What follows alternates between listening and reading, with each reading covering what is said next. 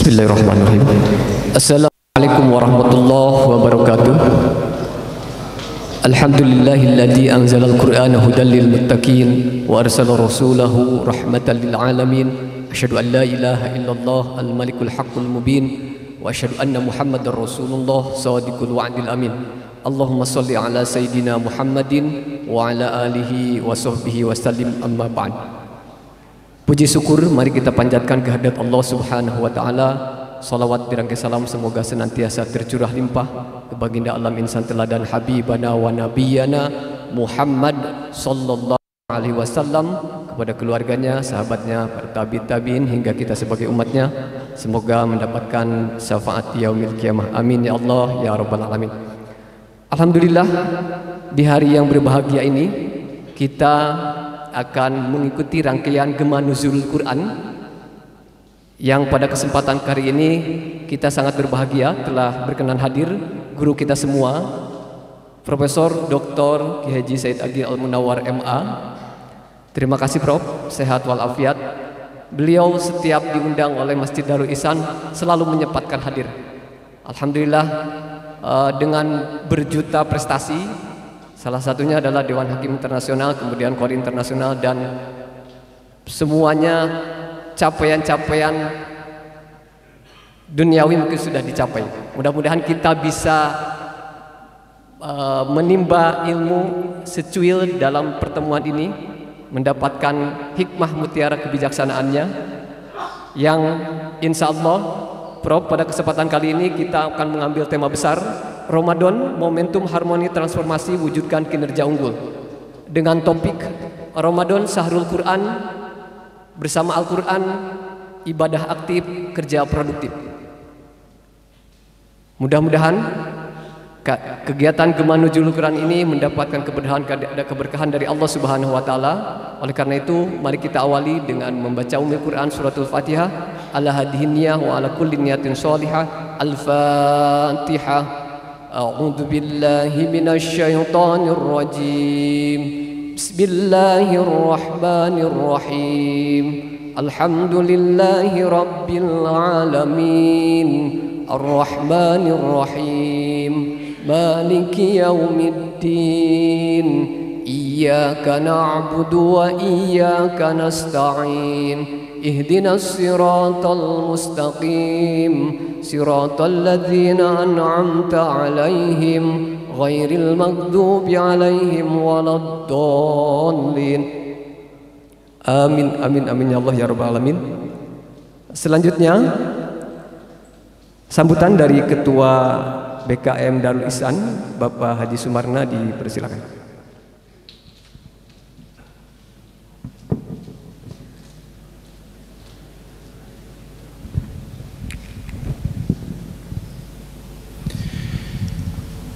Yang saya hormati, saya muliakan guru kami, guru semua, Bapak Al-Mukarram Profesor Dr. Kiai Haji Said Agil Al-Munawwar MA. Bismillahirrahmanirrahim. Assalamualaikum warahmatullahi wabarakatuh. Alhamdulillah, asyhadu an la ilaha illallah wa asyhadu anna Muhammadar Rasulullah.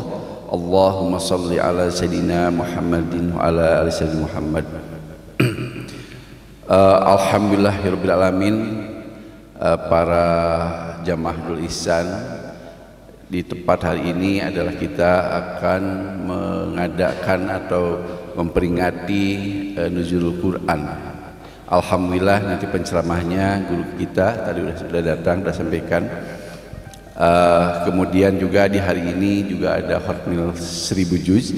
Tadi sudah dilaksanakan dari jam 9 dan insya Allah mungkin jam 4 atau jam 5 lah kita selesai 1000 juz. Adik-adik sekalian dari pesantren Al-Falah Cicalengka, alhamdulillah juga hadir. Pada kesempatan ini Pak Kiai mohon kiranya nanti memberikan pencerahan kepada kami gitu ya. Terutama di Syahrul Quran ini biasanya kami ini harusnya banyak membaca Al-Quran tapi rasanya pedih Pak Kiai gitu ya. Jadi banyaknya itu mungkin ya malah banyak istirahat, telah tidur katanya. Karena ada dengar tidurnya orang saum itu ibadahnya itu. Mohon nanti pagi berikan motivasi biar kami semua ini adalah menjadi ahlul Quran, jadi sahibul Quran, lebih rajin dan lebih rajin lagi membaca Al-Quran gitu kan. Kalau para waliullah mungkin Imam Syafi'i dengarnya katanya pakai hari 2 khatim Al-Quran ya baginya 60 juz. Ya kalau kita gitu ya, kalau tidak bisa 2 kali nggak akan bisa gitu. Mungkin cukuplah yang di pesantren Al-Falah itu 2 hari sekali mungkin ya. Jadi paling enggak adik-adik kita ini 15 hari khatam lah gitu ya. Gitu. Mudah-mudahan amin. Itu mungkin Pak Kiai, terima kasih. Nanti Pak Kiai mohon sebelum Pak Kiai mengawali ceramah, mohon diawali lantunan Yasin Al-Quran dulu Pak Kiai. Biar kami penjegaran semua kita rindu dengan Pak Kiai, seorang qori juga, mantan menteri agama juga, kurang apa di beliau gitu kan. Ya hafiz, ya ahli hadis, ya profesor doktor tuh adik-adik sekalian ya. Jadi biar dicontoh oleh adik sekalian sama ini diberikan contoh oleh Pak Kiai. Terima kasih Pak Kiai, adik sekalian, terima kasih. Billahi taufiq wal hidayah. Assalamualaikum warahmatullahi wabarakatuh. Terima kasih. Selanjutnya sambutan dari Ketua MTTG Direk 3 Jawa Barat Bapak Haji Dadan Samsul Bahro. Padanya kami persilakan.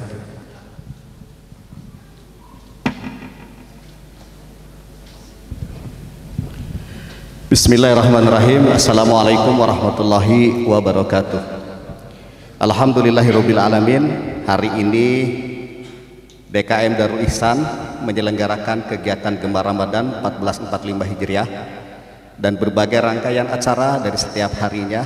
Ada kegiatan kajian akhlak ya, kajian Ramadan pada zuhur, dan hari ini 16 Ramadan ya.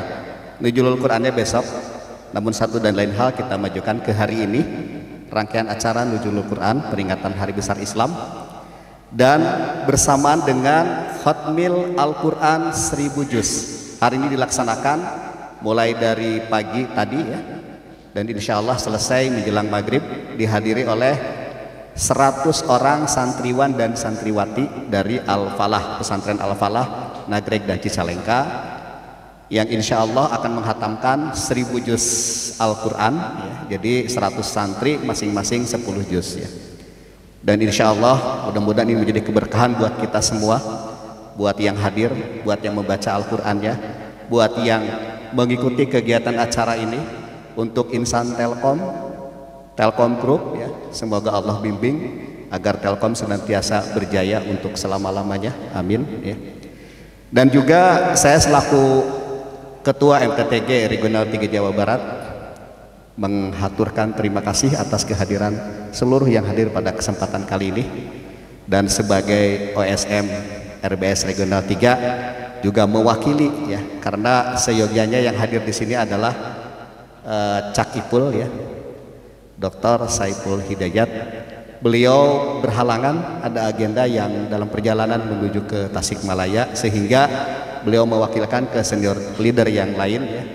Jadi saya sebagai POH OSM Regional 3 Jawa Barat mewakili beliau izin membuka acara ini dan memberikan sambutan. Mudah-mudahan bermanfaat untuk kita semua dan menghadirkan keberkahan dari Allah Subhanahu wa taala untuk kita semua, agar Indonesia menjadi negara yang baldatun thayyibatun wa rabbun ghafur. Amin. Demikian yang dapat saya sampaikan. Alhamdulillahirabbil alamin. Billahi taufiq wal hidayah. Assalamualaikum warahmatullahi wabarakatuh. Alhamdulillah, terima kasih. Kami informasikan juga bahwa setelah tausiah nanti akan diselenggarakan simbolis bantuan untuk penceramah, pesantren, masjid, kemudian tenaga kebersihan, petugas parkir, guru ngaji, tali kasih untuk guru ngaji, dan tali kasih untuk anak yatim piatu. Tiba saatnya kita untuk Gemar Nuzulul Quran kepada Al-Mukarram Profesor Dr. Syed Agil Al-Munawar MA, dipersilakan.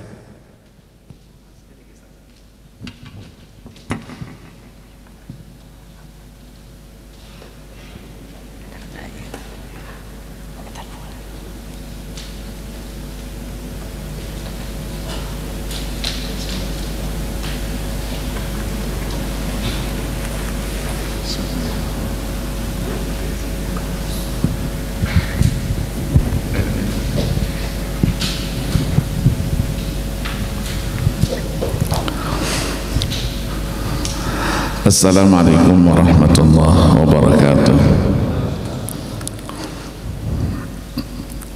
Bismillahirrahmanirrahim. Alhamdulillah, salatu wassalamu ala rasulillah wa ala alihi wa ashabihi wa man ittada bihudah, amma ba'du. Sebelum menyampaikan tausiah, saya dimintakan untuk membacakan beberapa ayat suci Al-Quran. Memulai tausiah ini mudah-mudahan memberikan berkah dan membawa ridha Allah subhanahu wa ta'ala.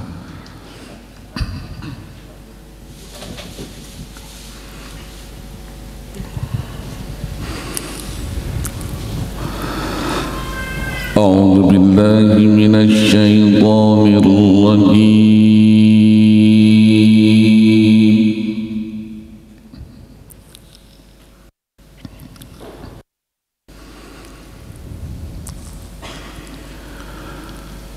Bismillahirrahmanirrahim.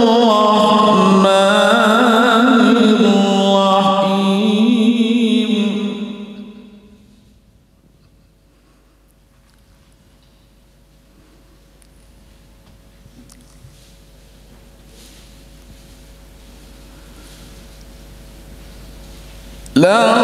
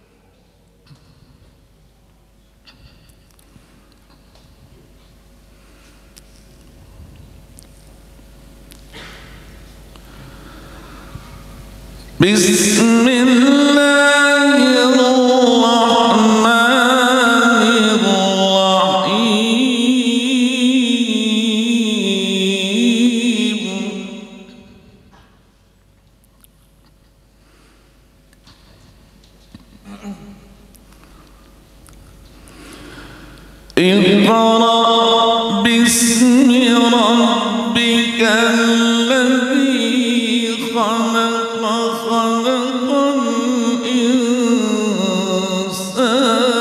من علق اقرأ وربك الأكرم الذي علم بالقلم علم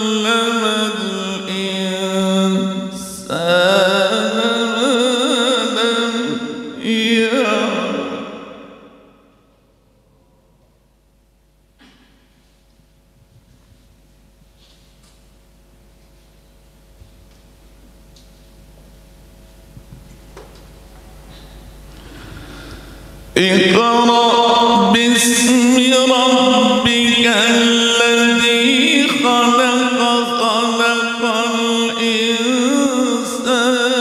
من علق اقرأ وربك الأكرم الذي علم بالقلم علم الإنسان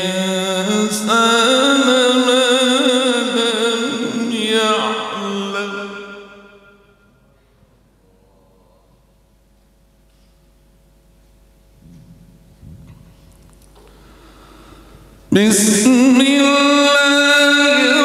الرحمن الرحيم قل هو الله أحد الله الصمد لم يلد ولم يولد ولم يكن له كفوا أحد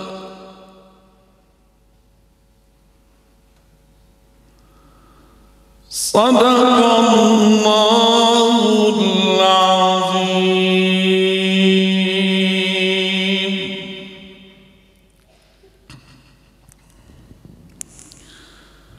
Alhamdulillah, siang hari ini kembali kita dapat berkumpul seperti tahun-tahun yang lalu dalam rangka gebiar nuzul Quran yang diadakan oleh PT Telkom. Acara-acara yang luar biasa. Saya tidak pernah menemukan acara sehebat ini. Setiap hari ada ceramah dengan Al-Qur'annya. Di kementerian manapun tidak ada setiap hari itu. Paling 3 hari sekali ya, mengadakan acara-acara untuk kuliah zuhur atau berbuka bersama dan lain-lainnya. Judul daripada ceramah kita adalah Ramadan Syahrul Quran, memotivasi kita untuk beribadah lebih aktif dan bekerja lebih produktif. Luar biasa ini. Ini kalau dijelaskan dan Al-Quran dijadikan sebagai acuan, maka ceramahnya harus kita tambah waktunya. Kita akan berikan pendahuluan insyaallah sampai nanti menjelang waktu asar. Habis asar kita lanjutkan kembali nanti sampai berbuka puasa. Amin. Amin. Yang amin-amin ini semua ndak ikhlas semua. Bapak-bapak dan ibu-ibu sekalian, berbicara Al-Quran berarti kita berbicara sesuatu yang dipastikan tidak ada kata selesainya. sampai dengan dunia ini selesai, Al-Quran eksis seperti apa adanya. Itulah kehebatan Al-Quranul Karim sebagai wahyu terakhir yang diturunkan kepada Nabi dan Rasul yang terakhir pula. Maka diyakini Al-Quran itu adalah sebuah kitab yang paling lengkap, paling sempurna, memuat semua solusi dari problematika kehidupan manusia. Sejak Al-Quran itu diturunkan, generasi berikutnya sampai dengan generasi kita sekarang dan akan datang, apapun permasalahan, semuanya sudah ada solusinya di dalam Al-Quranul Karim. Itulah firman Allah Subhanahu wa ta'ala di dalam ayat 38 dari surah Al-An'am. Ma farratna fil kitabi min syai'. Tidak kami alpakan di dalam Al-Quran itu sesuatu pun. Punnya itu dari nakirohnya. Allah tidak berfirman ma farratna fil kitabi minasyai', tapi min syai'. Ulama membuat satu kaidah, an-nakiratu fi siyaqin nafi ta'ummu. Nakirah syai' didahului oleh ma, itu sifatnya berlaku umum. Maka tafsirannya walau kana qalilan au katsiran, saghiran au kabiran, halan mustaqbalan, kecil besar banyak sedikit sekarang dan akan datang, solusi dari problematika kehidupan apapun dalam segala aspek kehidupan ada di dalam Al-Quranul Karim. Mengingat Al-Quranul Karim sekaligus sebagai mukjizat, tapi penyajiannya senantiasa aktual. Itulah yang disampaikan oleh Syekh Abdullah Darras, seorang guru besar ilmu Al-Quran di Al-Azhar, dalam bukunya An-Naba'ul Azim. Beliau katakan Al-Quran mu'jizatun khalidah wa ata'uhu mutajaddidun. Penyajiannya senantiasa aktual. Maka kalau ada orang yang mengatakan Al-Quran itu sudah jadul, zaman dulu 14 abad lebih tahun yang lalu, sekarang sudah tidak sesuai lagi dengan kemajuan zaman, teknologi yang canggih. Yang mengatakan demikian, yang jadul adalah dia sendiri. Al-Quran tetap sebagai kitab suci yang luar biasa. Maka Al-Quran jelaskan jati dirinya sebagai kitab yang isi kandungannya sangat-sangat luas, bagaikan lautan yang tidak bertepi. Itulah firman Allah yang sering kita baca, paling tidak hari Jumat lah, akhir surah Al-Kahfi ayat 109 kita baca, kita hafal, ya, qul law kana al-bahru midadan li kalimati rabbi lanafidal bahru qabla an tanfada kalimatu rabbi walau ji'na bimithlihi madada. Yang ditafsirkan oleh ayat 27 dari surah Luqman, walau annama fil ardi min syajaratin aqlamun wal bahru yamudduhu min ba'dihi sab'atu abhurim ma nafidat kalimatullah innallaha azizun hakim.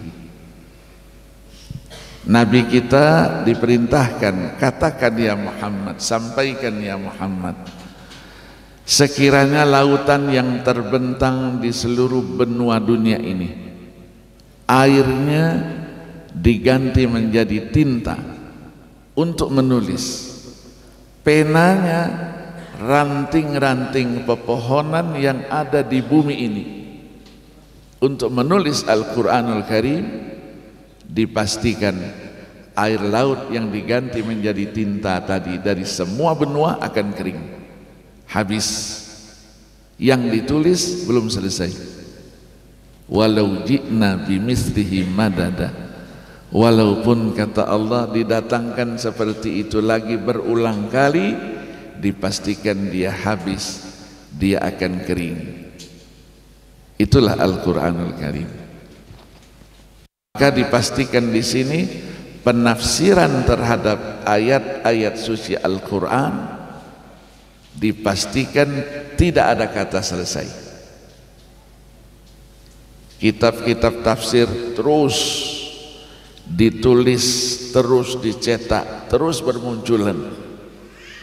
Yang dulu belum pernah dibahas, sekarang dibahas dengan rinci. Mau pendekatan apa saja, mau penafsiran yang sifatnya modern, ada 10 jilid besar At-Tafsirul Hadis karangan Azzah Ad-Darwazah, Allah yarham. Mau pendekatan yang sekarang disebut istilahnya tematik, supaya cepat sampai, ya, maudhu'i bukan tahlili. Kalau tahlili tafsirnya dari surah Al-Fatihah sampai surah An-Nas 30 juz, kapan selesainya? Tematik supaya cepat selesai. Topiknya apa? Masalahnya apa? Cari, telusuri ayat-ayat suci Al-Quran itu. Sekarang sudah dikumpulkan berapa ratus judul. Ada yang mengumpulkannya 14 jilid yang dicetak Dubai. Ada yang baru keluar ensiklopedi tafsir tematik 36 jilid. Kalau 36 jilid itu tidak usah dibaca, dilihat saja kenyang. Lihat saja sudah kenyang. Dan lain-lainnya. Mau berbicara teknologi apa? Mau berbicara tentang laser, tentang apa? Semuanya ada. Maka dulu tahun 96 IPTN ketika masih almarhum Pak Habibie sebagai ketuanya, dibuat sebuah simposium internasional, didatangkan pakar-pakar keilmuan itu dari berbagai negara. UIN Syarif Hidayatullah Jakarta waktu itu menjadi panitia. Saya ikut panitia dan sekaligus saya sebagai moderator. Pakar laser dunia, kebetulan seorang muslim, Profesor Dr. Muhammad Akbar dari Rusia, memaparkan bagaimana laser dalam Al-Quran. Hanya diangkatnya ayatnya, ayat 36 dari surah Nur, An-Nur, Nurun ala Nur. Itu dibahasnya 4 jam, dari jam 8 sampai jam 12. Yang hadir profesor-profesor ITB itu dari mana-mana, ulama-ulama. Akhirnya ditanya, kata profesor-profesor ketika bertanya, kami bingung katanya dengan penjelasan tadi itu. Ayatnya sepotong tapi penjelasannya sampai sekian jam. Dijawabnya apa? Kalau kalian yang mendengar bingung, saya sebagai pembicara lebih bingung lagi. Berbicara biologi, pakarnya dipanggil Maurice Bissell yang dari Prancis itu, yang kebetulan beliau waktu itu baru menyatakan keislamannya 93. didampingkan oleh seorang namanya Profesor Dr. Muhammad Ali Albar dari Arab Saudi, tinggalnya di Jeddah. Beliau ketua komisi fatwa Rabithah Alamil Islami. Diangkat satu potong ayat juga, ayat 7 surah Ar-Ra'd, wa ma taghidul arham, wa ma taghidul arham. Berdua itu ya saling jawab menjawab sampai dengan satu sesi saja 12. Luar biasa. Apapun ilmu pengetahuan yang ditemukan oleh manusia dengan kecerdasannya, dengan kepawaiannya, semuanya ada di dalam Al-Qur'anul Karim. Tetapi Al-Quran tidak disebut sebagai kitab ilmu pengetahuan. Kenapa? Karena ilmu pengetahuan berangkat dari teori yang disebut dengan at-tajarub al-ilmiyah, eksperimen-eksperimen. Teori dan eksperimen itu senantiasa baru, senantiasa dia terus berkembang dan berubah.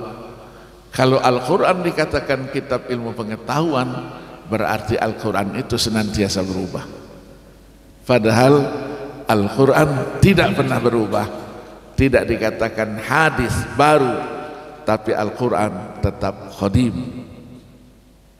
Maka dalam matan Syatibiyah itu, Quran itu kalamun qadimun la yumallu sama'uhu. Maka bagi kita Al-Quran itu kaum muslimin menjadi kebanggaan. Kita muliakan, kita hormati. Tapi bukan sekedar di dalam lemari. Banyak teman-teman kita beli Al-Quran yang bagus-bagus, yang warnanya warna-warni, sudah dibeli disimpan di lemari. Dibuka nanti kalau menjelang Ramadan. Atau ditaruhnya di luar, begitu menjelang Ramadan membersihkan debunya saja setengah kilo. Tidak pernah disentuh Al-Quran itu. Kalau Al-Quran bisa ngomong, kenapa saya diperkosa seperti ini? Padahal Al-Quran itu diturunkan untuk dibaca. Maka tadi saya bacakan ayat 1 sampai 5 surah Al-Alaq. Membayangkan itu semua tidak kuat gitu.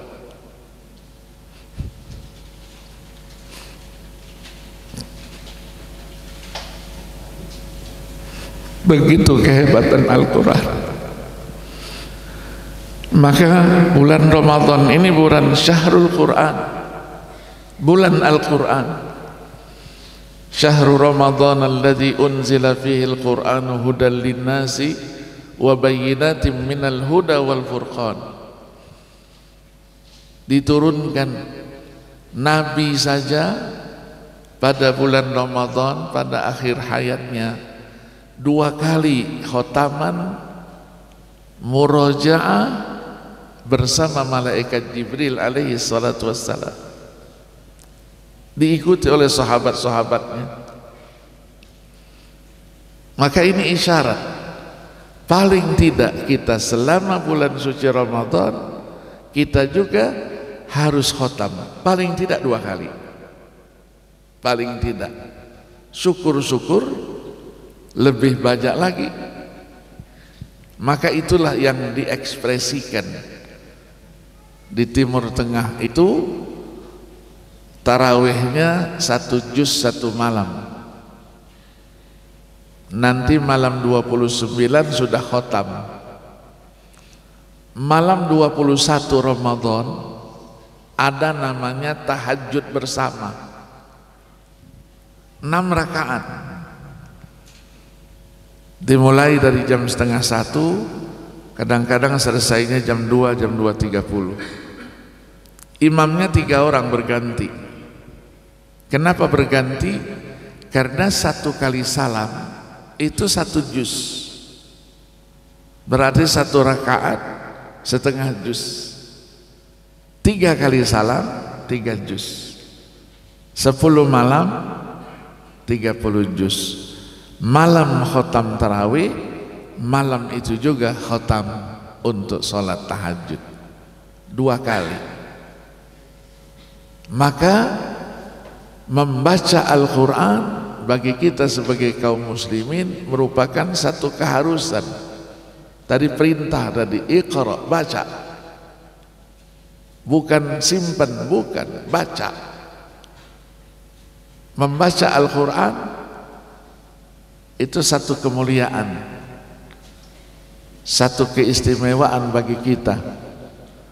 Maka orang yang tidak bisa membaca Al-Quran sekarang ini tidak ada alasan lagi. Kenapa? Karena putra-putra terbaik bangsa ini sudah menciptakan berbagai metode cepat baca, tulis, dan bahkan terjemah. Jawa Barat punya sendiri Al-Jabar, ya, Al-Jabar, macam-macam. Dulu saya yang koreksi itu 3 jam 4 jam yang tidak kenal huruf Al-Quran itu bisa mengenal dan bisa membaca Al-Quran. Maka orang yang membaca Al-Quran adalah orang yang setiap saat dia berkomunikasi dengan Allah Subhanahu wa ta'ala, berdialog dengan penciptanya Allah Subhanahu wa ta'ala, karena yang dibaca adalah kalamullah. Maka Nabi ingatkan dalam sabdanya, man arada ayyatakallama ma'allah falyaqra'il Qur'an. Siapa yang mau berkomunikasi dengan Allah, baca Al-Quran. Membaca Al-Quran tidak sama dengan membaca yang lain. Man qara'a harfan min kitabillah falahu hasanah wal hasanatu bi asyri amsalihha. 1 huruf kita baca 1 kebajikan. 1 kebajikan dilipat gandakan menjadi 10 dan seterusnya. Coba bayangkan kalau kita bisa membaca 1 juz 1 hari, berapa huruf yang kita baca? Jumlah huruf Al-Quran itu ada berapa? Ada berapa jumlah hurufnya? 323.916 huruf. Itu menurut Ismail Al-Faruqi. Menurut Syekh Nawawi Al-Bantani, huruf Al-Quran itu jumlahnya 315.918 huruf. Kenapa terjadi perbedaan? Perbedaan terjadi dalam basmalah. Apakah basmalah Bismillahirrahmanirrahim itu 1 ayat dari setiap surat ataukah tidak? Setelah mereka sebagai 1 ayat dari ayat 30 surah An-Naml, wa innahu min Sulaiman wa innahu bismillahirrahmanirrahim. Bismillahirrahmanirrahim sendiri 19 huruf. Maka kita berterima kasih, ulama-ulama dulu sudah menghitung huruf Al-Quran, dan bahkan Syekh Nawawi Al-Bantani menghitung bukan huruf Al-Quran semuanya, setiap surat itu berapa hurufnya beliau hitung. Fatihah berapa, Al-Baqarah berapa, sampai dengan 114 surat itu. Karena beliau juga yang mempunyai kelebihan ketika menjelaskan berapa jumlah para nabi. Nabi 124.000. Dari nabi itu ada 315 yang menjadi rasul, 311 yang menjadi rasul. Siapa nama-nama mereka? Tidak kita temukan di dalam tafsir, kecuali tafsirnya Syekh Nawawi Al-Bantani. Siapa namanya itu? Satu halaman dituliskan. Itulah kehebatannya ya seorang ulama Indonesia yang karama dan mendapatkan gelar Sayyidu Ulama'il, ya, penghulu, pimpinan daripada ulama-ulama negeri Hijaz. Orang yang bisa membaca Al-Quran dengan baik sesuai dengan ilmunya, karena ilmu Al-Quran ini banyak ya, ilmu Al-Quran itu banyak. Yang terkait dengan ilmu bacaannya ilmu tajwid, di situ ada ilmu waqful ibtida, ma'rijul huruf, sifatul huruf, ahkamul huruf, ahkamul maddi wal qasr, dan seterusnya. Itu dijamin mereka nanti akan bersama para malaikat terhormat. Al-mahiru bil Qur'an ma'as safaratil kiram. Orang yang membaca Al-Quran juga adalah orang-orang yang menjadi ahlullah, keluarganya Allah. Ketika Nabi duduk bersama sahabatnya, Nabi terus katakan, lillahi ahlun fid dunya. Allah itu punya keluarga di dunia. Sahabat mendengar itu kembali bertanya, hal lillahi ahlun ya Rasulullah? Betul itu? Kata Rasulullah, na'am, lillahi ahlun fid dunya. Terus mereka bertanya, man haula'i ya Rasulullah? Siapa itu? Rasulullah terus menjawab, haula'il ladzina yaqra'unal Qur'ana fid dunya man akramahum faqad akramahumullah wa man ahanahum faqad ahanahumullah. Mereka yang membaca Al-Quran di dunia, siapa yang memuliakan mereka, Allah akan muliakan. Tapi sebaliknya, siapa yang menghina mereka, menjelekkan mereka, mengucilkan mereka, Allah juga akan balas seperti itu. Selanjutnya Nabi terus berpesan kepada sahabat Abu Hurairah, ya Abu Hurairah, laisa fil ardi ahadun akrama indallah. Tidak ada di dunia ini yang paling mulia di sisi Allah. Dalam satu riwayat, ba'dal anbiya hamalatul Quran. Dalam riwayat lain, ba'dal anbiya wal ulama, orang-orang yang hafal Al-Quranul Karim.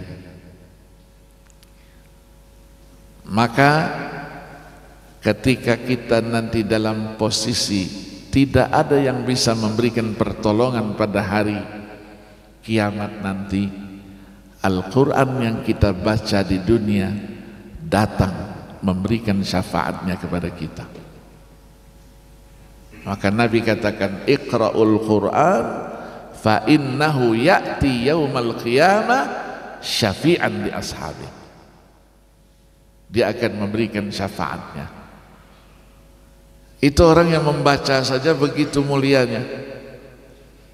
Orang tua yang mengantarkan anaknya bisa menjadi seorang hafizul Quran, nanti pada hari kiamat mendapatkan satu kemuliaan yang luar biasa.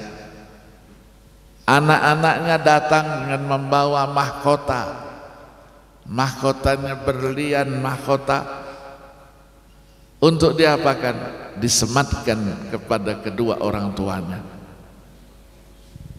Jadi tidak sia-sia. Ya, begitu juga PT Telkom yang memuliakan orang-orang yang ahlul Quran, guru-guru Al-Quran. Ya, ini tidak ada yang sia-sia di hadapan Allah Subhanahu wa ta'ala.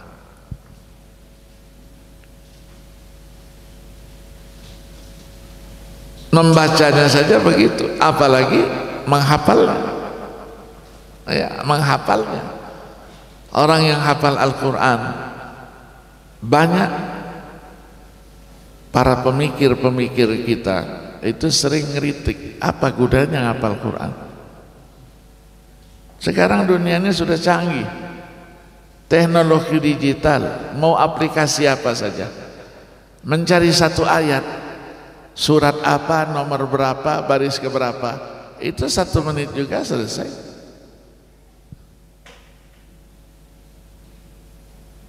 Tapi kita harus jawab, menghafal Al-Quran tidak sia-sia. Kita menghafalkan Al-Quran mengikuti sunnahnya Nabi, mengikuti sunnahnya para sahabat, sunnahnya para tabi'in, at-ta'assi wal iqtida' bin Nabi alaihi salatu wassalam was sahaba wat tabi'in radhiyallahu anhu.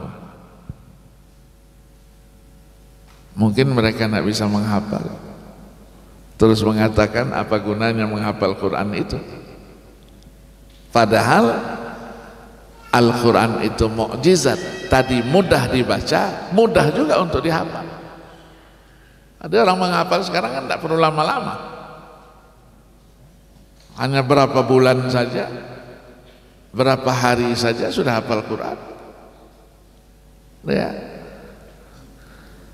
kita pernah mendengar Mufti Johor yang dulu tinggal di Jakarta, Habib Alwi bin Tahir Al-Haddad, itu di dalam manaqibnya beliau menghafal Al-Quran hanya dalam waktu 40 hari, 30 juz, bukan juz 30, beda ya, 30 juz. Itu orang Arab lain, Dr. Nahrawi Abdus Salam Allah yarham, yang dulu pernah menjadi sampai Rais Surya Nahdlatul Ulama, yang wafat tahun 1998. Beliau tahun 49 sudah berangkat ke Arab Saudi, diperintahkan oleh ayahnya, keluarganya, tinggal di Mekah, belajar di Mekah, kemudian langsung ke Kairo. 20 tahun hidup di Kairo, gelar masternya 3, doktornya di Al-Azhar. Itulah bukunya Al-Imam Syafi'i, disertasinya Baina Qaulaihil Qadim Mal Jadid, ya, satu disertasi itu. Beliau menghafal Quran di bawah Hijr Ismail itu hanya 52 hari, 52 hari 30 juz, berarti satu harinya setengah juz. Ya, mudah hafal setengah juz, mudah. Saya juga gitu dulu. Allah berikan kemudahan untuk kita. Maka di dalam membicarakan rahasia menghafal Al-Quran, asraru hifdzil Quran, itu disebutkan oleh ulama ada 22 alasannya, 22 rahasianya, luar biasa. Maka tadi saya katakan penjelasan kita insya Allah sampai asar, istirahat dulu, habis asar kita terusin lagi.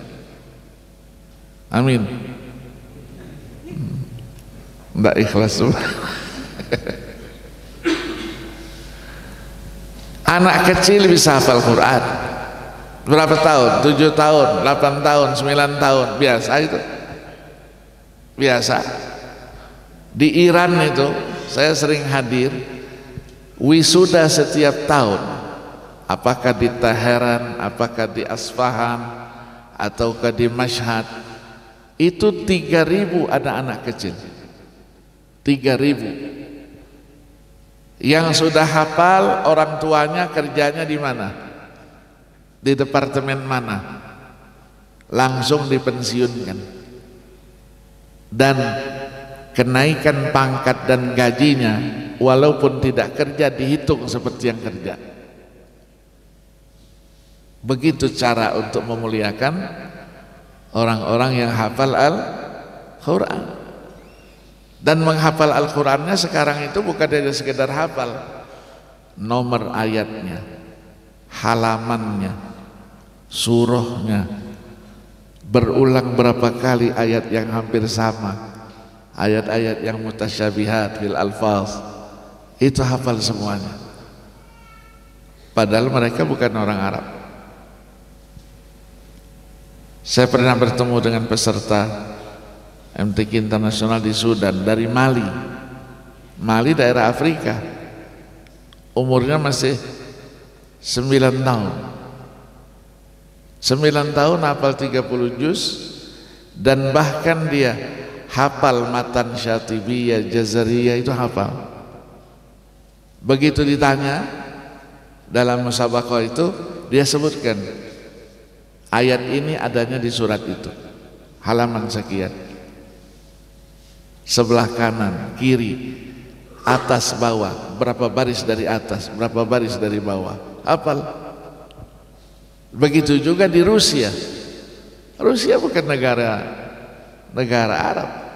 Di Rusia itu imam-imam besar masjid setiap kota diwajibkan untuk mendidik, membina anak-anak hafal Quran di masjidnya. Kalau sudah hafal Al-Quran 30 juz, 2 tahun di samping sekolah, dia dididik untuk menghafal halaman, nomor ayat, posisi ayat itu.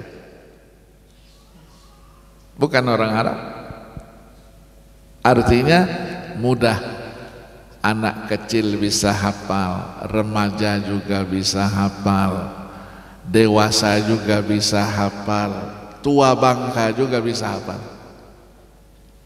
Kan diviralkan kemarin, umur 72 tahun, 2 kakak beradik perempuan hafal Al-Quran 30 juz. Begitu dia bisa khotam 30 juz dengan baik, nangis. Kenapa sekarang baru saya menghafal? Kenapa tidak dulu? Biasa menyesalkan, kemudian menyesal. Tidak ada penyesalan di depan.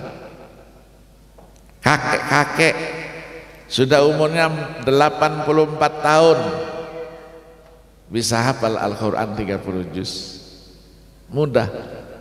Sampai yang autis, anak-anak yang punya kekurangan autis itu hafal Al-Quran dengan baik. Di Mesir itu ada yayasannya. Saya pernah bertemu di Dubai, 3 kakak beradik autis semua, hafal Al-Quran 30 juz semua. Nyebutkan seperti tadi itu, ada yang bisa meniru bacaan qari siapa orang Mesir, ditirukan semua sama, tapi autis. Maka tidak benar kalau ada orang yang mengatakan anak-anak autis itu tidak bisa menghafal Al-Quran. Maka orang-orang yang hafal Al-Quran punya kemuliaan sendiri di sisi Allah Subhanahu wa Ta'ala. Salah satunya, orang yang hafal Quran itu pasti cerdas, IQ-nya di atas rata-rata, sekolahnya pasti di atas, wisuda, ya wisuda. Sekarang orang yang hafal Quran itu mendapatkan posisi yang sangat terhormat di negara kita tercinta ini. Kalau hafal Al-Quran 30 juz, punya ijazah SMA, mau kuliah di mana saja, mau masuk di Kementerian Agama, UIN, mau masuk di perguruan tinggi di bawah Dikti, mau Unpad, mau ITB, mau apa, boleh milih masuk kuliah apa, jurusannya apa, tanpa testing. Langsung dikasih beasiswa, bebas SPP. Ada yang sampai berjanji membebaskan SPP-nya sampai dengan S3. Itu kemuliaan yang Allah berikan. Ya, begitu juga di luar. Di luar, apalagi di Saudi tempat saya sekolah dulu ya, diberikan satu kemuliaan yang luar biasa. Uang sakunya. Sekarang juga yang hafal Al-Quran 30 juz, punya ijazah SMA, mau sekolah saya ke Saudi, ke Madinah Al-Munawwarah atau Ummul Qura, ada hafalan Al-Quran, testingnya didahulukan, diprioritaskan. Kadang-kadang belum hafal 30 juz, hafalnya 15 juz, 10 juz. Ya, nanti siapa yang mau sekolah lapor sama saya kasih rekomendasi. Kita tunggu. Sudah 52 orang kita sekolahkan di sana, pengganti kita yang tua nanti. Karena saya tahadus bin ni'mah, sampai sekarang saya masih menjadi Dewan Guru Besar di Universitas Islam Madinah Al-Munawwarah. Jadi kalau kenaikan rektor, rektor kepala, profesor, itu saya kadang-kadang mengoreksi karya ilmiahnya itu, kasih nilai layak tidak untuk menjadi guru besar apa gitu ya. Bidangnya bidang fikih dan usul fikih, karena saya profesornya usul fikih dan fikih. Itu kemuliaan ya, asal pulangnya jangan jadi Wahabi aja lah, jangan jadi Salafi nanti. Kalau pulang jadi Wahabi, musuh saya yang pertama itu. Oh ya, ketawa itu. Pasti cerdas ya. Kita lihat wisuda di mana, di UIN, wisuda Fakultas Kedokteran, wisudawati si A terbaik seluruh UIN. Kita tanya, hafal Quran 30 juz, jurusan matematika, jurusan sains, karena hafal Al-Quran. Orang yang hafal Quran itu cerdas. Yang kedua, orang yang hafal Quran itu pasti al-lahjah ala Arabiyah lebih bagus. Kenapa? Karena setiap hari baca Al-Quran, punya ketenangan jiwa, ar-rahatun nafsiyah, kemudian ar-rif'ah fid darain, punya posisi yang sangat terhormat di dunia maupun di akhirat. Maka dalam sebuah hadis itu dikatakan, inna akramal ibadi indallah fi hadhihi dunya ba'dal anbiya al-ulama thumma hamalatul Quran. Sungguhnya hamba Allah yang paling mulia di muka bumi ini adalah para nabi-nabi, setelah nabi ulama, setelah ulama penghafal Al-Quran. Apa keistimewaannya? Dalam riwayat ini disebutkan ada 4 keistimewaannya. Yang pertama, yakhrujuna minad dunya kama yakhrujul anbiya, jaminan husnul khatimah, yang selalu kita baca, ya Allah biha, ya Allah biha, ya Allah bihusnil. Yang kedua, wa yuhsyaruna min quburihim ma'al anbiya, ketika dibangkitkan nanti sudah berkumpul bersama para nabi-nabi. Kalau sudah bersama nabi-nabi, kemana perginya? Pasti ke surga. Yang ketiganya, wa yamurruna 'alas sirati ma'al anbiya, menyeberangi jembatan Siratal Mustaqim itu bersama para nabi-nabi. Ulama katakan itu jaminan keselamatan dalam penyeberangan. Karena kalau jatuh di situ, di bawahnya apa? Neraka jahannam. Yang keempat, wa ya'khuzuna thawabal anbiya, mendapatkan pahalanya para nabi. Di dalam sebuah hadis diceritakan lagi, yang sering dikatakan orang dongeng, khayalan, bohong, berita bohong. Orang yang hafal Al-Quran ketika meninggal dunia, jasadnya tidak akan rusak sampai hari kiamat nanti. Ini dongeng gitu, bohong itu. Hadis Nabi, idza mata hamilul Quran auhallahu ilal ardi alla ta'kuli lahmahu. Apabila orang yang hafal Quran meninggal dunia, Allah langsung perintahkan kepada tanah, jangan kamu makan dagingnya. Tanah terus menjawab, faqalat kaifa akulu lahmahu wa kalamuka fi jawfi. Bagaimana, kata tanah, aku akan memakan dagingnya sementara di dalam dadanya ada firman-Mu, ada Al-Quran di dalam dadanya. Tidak akan rusak. Dan itu dibuktikan ya. Termasuk tadi Syekh Nawawi Al-Bantani, makamnya begitu dibongkar, meninggalnya 1897, masih utuh. Guru-guru saya waktu di Mekah dulu cerita itu, ahlul Qur'annya dari Jawa Barat, dari Garut. Ya antara Syekh Syekh Sirot Garut, Abdurrahman Garut dari Garut, menjadi qari hafiz di mana, di Al-Haramain. Sampai sekarang rekamannya masih ada, saya masih punya. Meninggal sudah sekian puluh tahun. Anaknya yang melanjutkan dia namanya Syekh Abdurrahman Garut. Ketika mulai sakit dia minta, mau menyampaikan wasiat, kalau saya meninggal dimakamkan di atas ayah saya, satu kuburan. Begitu meninggal, bongkar kuburannya. Kuburan di sana kan tidak di sama tanah ya, masukkan, tutup pakai beton itu, di atasnya nanti tutup lagi, 3 lantai. Kuburan di Makla itu 3 lantai. Itu dibuka, si ayah masih utuh. Itulah kemuliaan yang Allah berikan.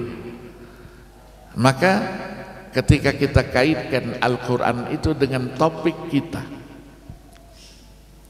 Al-Quran itu kita jadikan sebagai rujukan, pegangan, supaya kita beribadahnya lebih aktif. Lebih aktif. Maksudnya di sini apa? Ya, wa ma khalaqtul jinna wal insa illa liya'budun, ya, supaya beribadah. Kalau kita berbicara nanti ibadah itu, ya, hakikat ibadah itu ada yang sifatnya membentuk kesolehan pribadi, ada juga kesolehan sosial namanya. Kalau kesolehan, ya, kesolehan namanya individu, itu kembali kepada kita. Tapi kalau kesolehan sosial, puasa, sholat, semuanya ada kesolehan sosialnya di situ. Itu bisa dirasakan oleh orang banyak.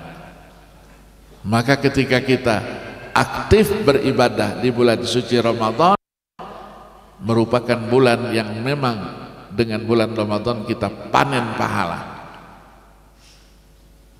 Ibadah yang sunat dinilai diberi pahala ganjaran ibadah yang wajib. Pengampunan terhadap dosa dan kesalahannya luar biasa. Ya, sering kita dengar hadis, termasuk tadi itu shaimin shaimat tadi.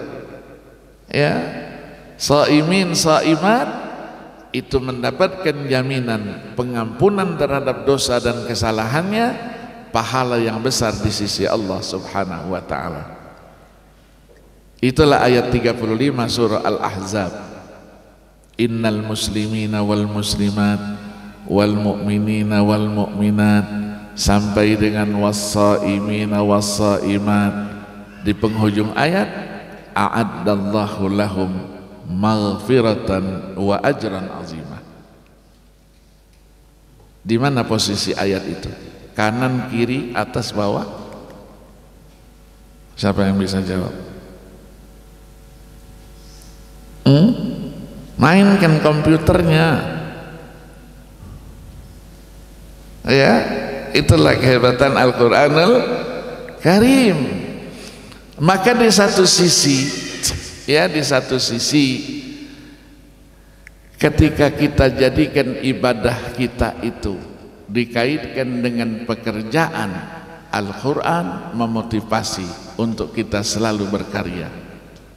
Wa qul i'malu fasayarallahu amalakum wa rasuluhu wal mu'minun. Hadis, sering dengarkan hadis riwayatnya Ibnu Asakir, i'mal li dunyaka ka'annaka ta'ishu abada wa'mal li akhiratika ka'annaka tamutu ghadan. Itu memotivasi bahwa kita kerja, ya, motivasinya apa? Niat. Saya kerja karena Allah. Saya kerja untuk mencari nafkah, menghidupi anak istri saya. Saya kerja. Ketika diniatkan semua amal ibadah kita karena Allah, itu menjadikan ibadah kita ibadah yang betul-betul produktif, punya nilai. Ya, nilai. Di satu sisi ada kesolehan individualnya, di sisi lain dirasakan oleh banyak orang, itulah namanya kesolehan sosial.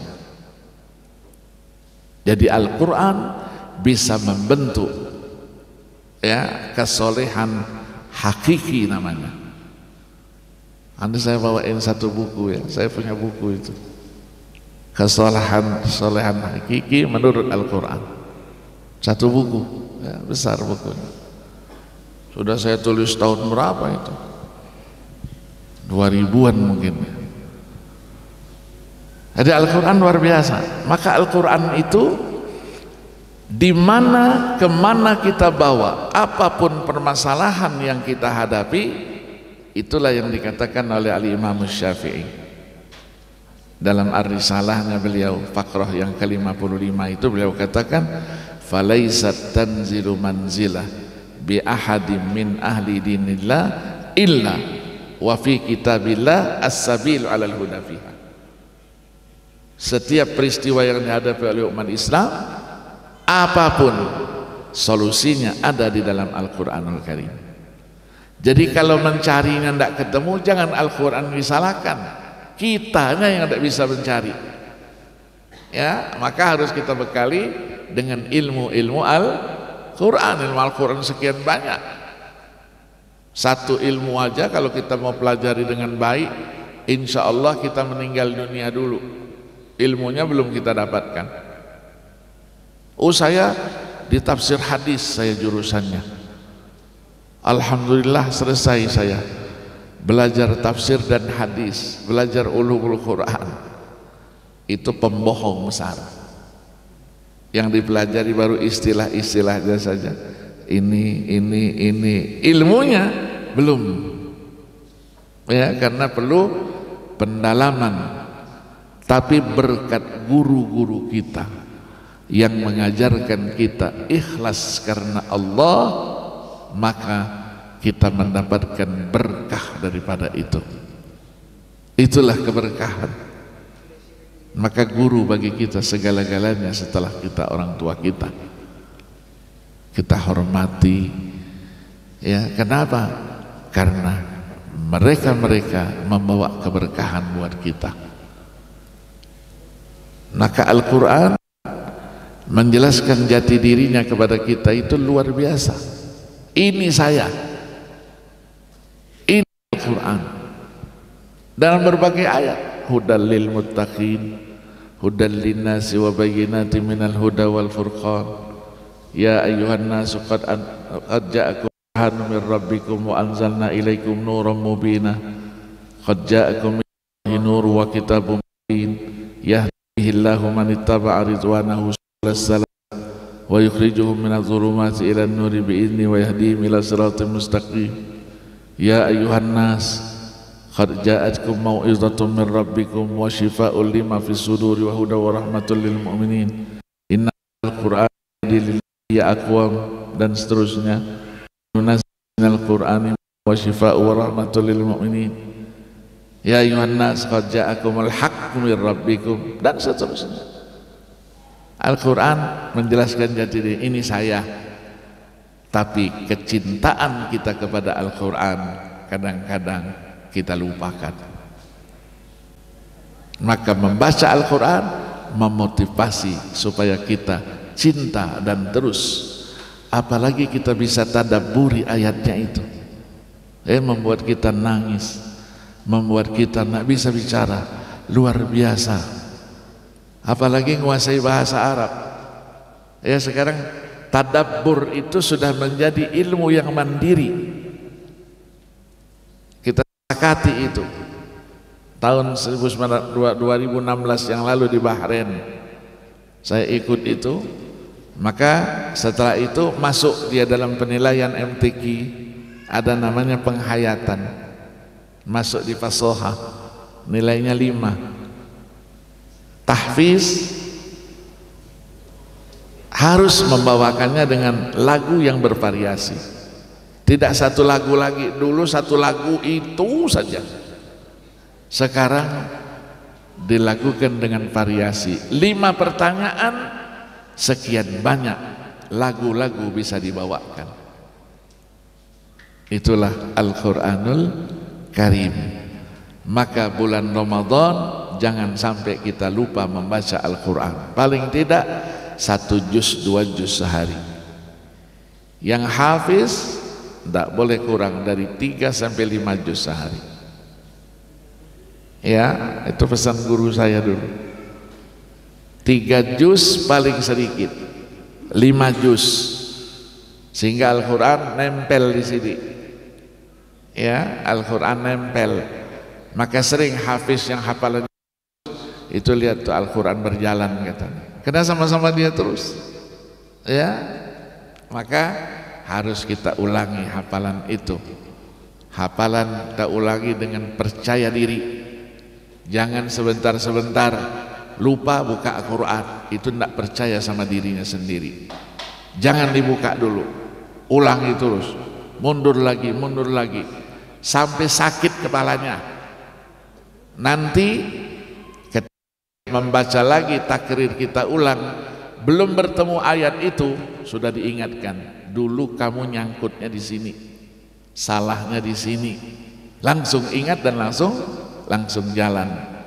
Ya, begitulah cara, metode-metode untuk memperkuat hafalan kita supaya Al-Quran itu betul-betul mendarah daging, ya, bahagian daripada kehidupan kita. Banyak yang lihat-lihat jamnya sih. Iya, lihat-lihat jam, ibu-ibu sudah ketawa-ketawa itu. Itu syarat. Cukup Ustaz, jangan panjang-panjang lagi Ustaz. Minuman tidak ada, makanan tidak ada, termasuk penceramahnya biasanya ada minuman di sini. Kalau pengajian bulan kan kasih minuman ya. Saya tanya sama Ustaz kita, ya, mudah-mudahan ini bermanfaat buat kita semuanya. Terima kasih. Ya, semoga kita sehat walafiat, panjang umur, dan bisa melaksanakan kewajiban ibadah puasa ini 1 bulan penuh dengan sebaik-baiknya. Keluar kita predikat takwa kita miliki. Takwa adalah keistimewaan, kebesaran dan keagungan yang Allah berikan setelah kita dapat melaksanakan kewajiban ibadah puasa ini dengan sebaik-baiknya. Amin ya rabbal alamin. Terima kasih, mohon maaf, dan mari kita tutup dengan doa.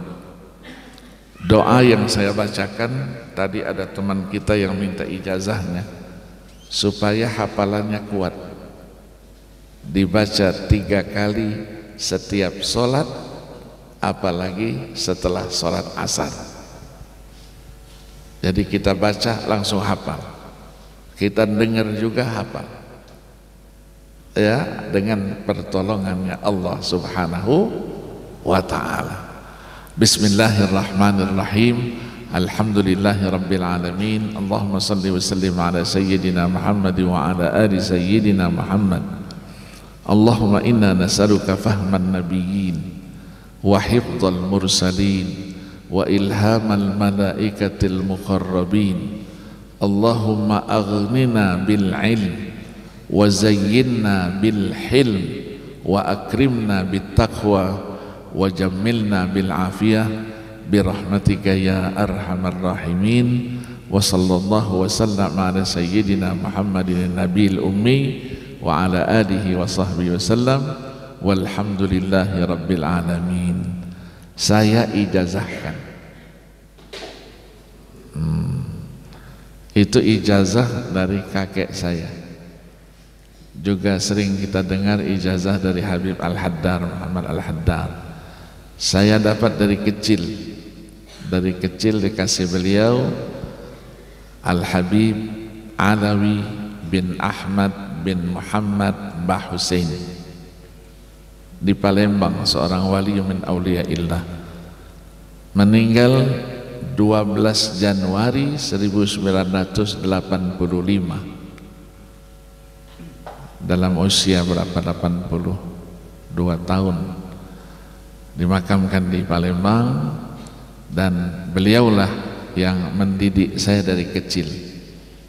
suruh menghafal terus.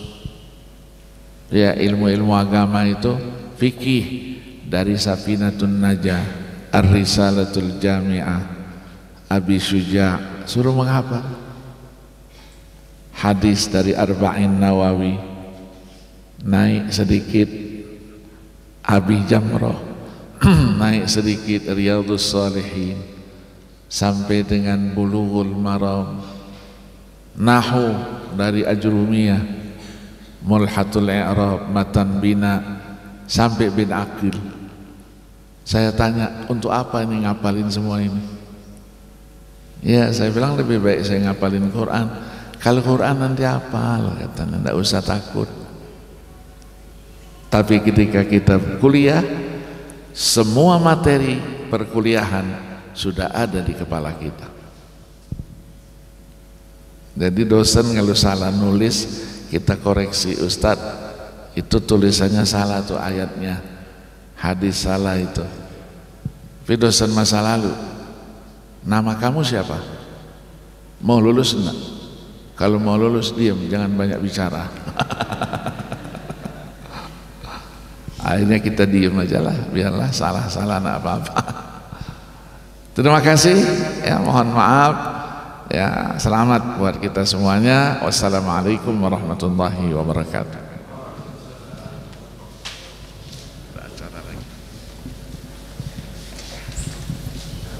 Alhamdulillah, sungguh luar biasa. Semakin lama semakin terasa kekurangan kita. Bersama Al-Quran, Al-Quran menjadi sumber problematika seluruh kehidupan, menjadi tersolusikan dengan baik. Mudah-mudahan semoga kita tergolong orang yang senantiasa memuliakan Al-Quran, yang memuliakan Ahlul Quran, sehingga Allah memuliakan kita. Wallahul muwaffiq ila aqwamit thoriq. Wassalamualaikum warahmatullahi wabarakatuh. Selanjutnya dimohon kesediaan untuk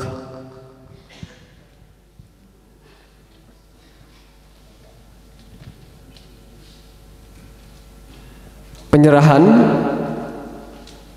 santunan secara simbolis kepada yang dipanggil, dimohon untuk maju ke depan.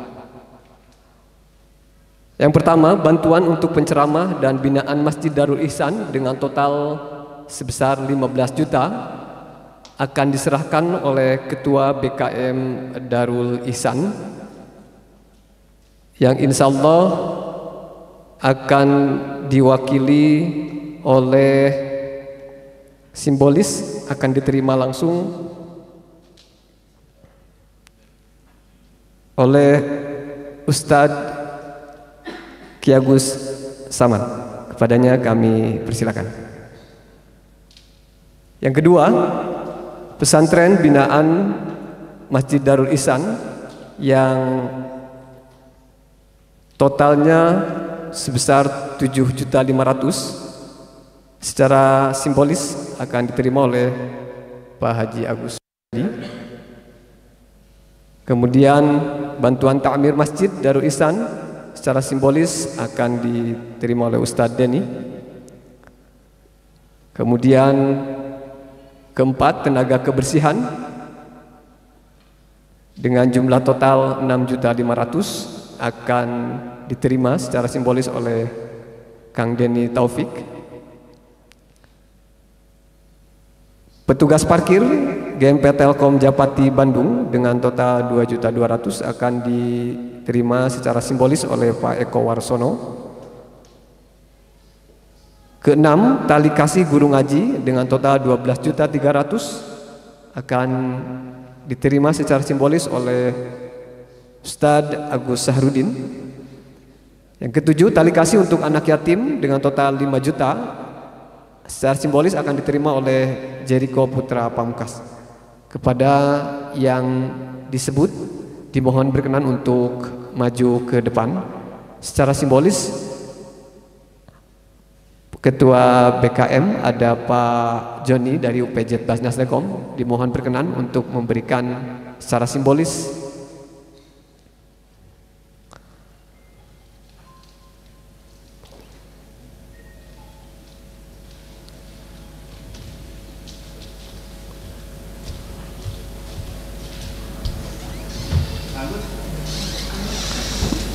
Ustadz Agus dimohon ke depan.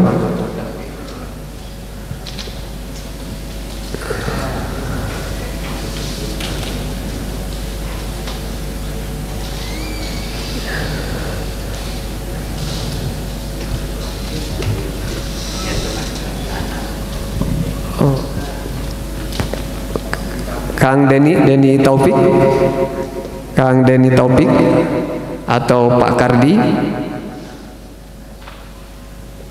dimohon secara simbolis untuk maju ke depan. Sambil menunggu Pak Kardi dimohon untuk ke depan. Sambil menunggu ada penyerahan untuk yang pertama, Ustadz penceramah Masjid Darul Ihsan yang akan diwakili oleh Al-Ustadz Ki Agus Saman. Bisa digeser. Akan diserahkan oleh Ketua BKM Darul Ihsan Pak Haji Sumarna.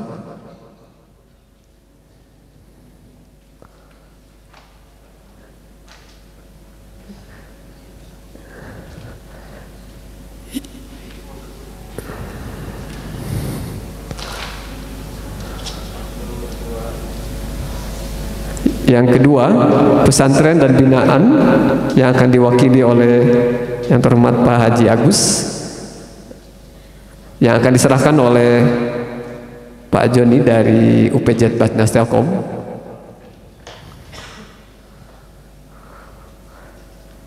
Kemudian takmir masjid akan diwakili oleh Ustadz Denny. Terima kasih.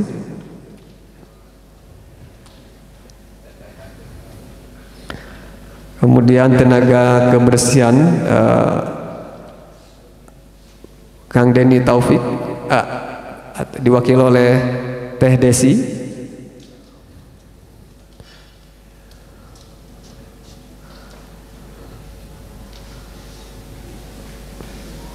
Kemudian tali kasih guru ngaji akan diwakili oleh Ustadz Agus Sahrudin.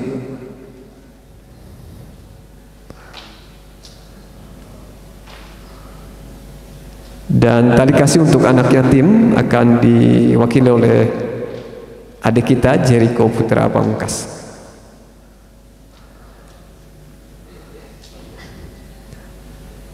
Ustadz Denny, udah. Selanjutnya mohon untuk dipoto bersama.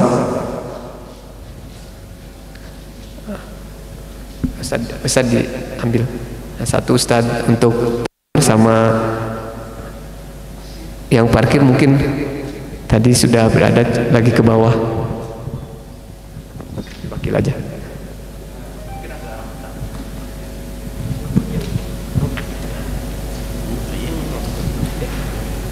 Pak Haji.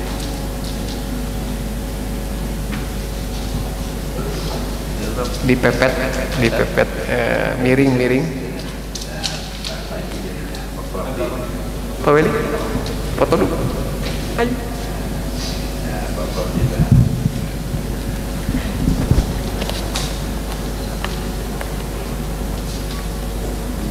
Masuk udah.